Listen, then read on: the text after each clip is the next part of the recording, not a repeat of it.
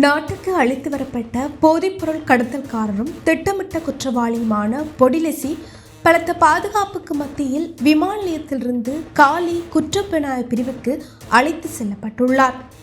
இந்தியாவில் வைத்து கைது செய்யப்பட்ட பொடிலெசி என்ற ஜனித் மதுசங்க இன்று அதிகாலை நாட்டுக்கு அழைத்து வரப்பட்டுள்ளார்.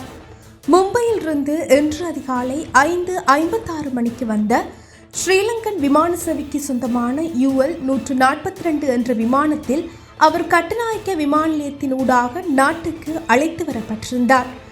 நீதிமன்றில் பிணை வழங்கப்பட்டதன் பின்னர் தலைமறைவாகியிருந்த பாரியளவிலான போதைப்பொருள் கடத்தல்காரரும் ஒழுங்கமைக்கப்பட்ட குற்றவாளியுமான ஜனித் மதுசங்க எனப்படும் பொடிலெசி 2024ஆம் ஆண்டு பிணையில் விடுவிக்கப்பட்டதும் இந்தியாவுக்கு தப்பி சென்றிருந்தார்.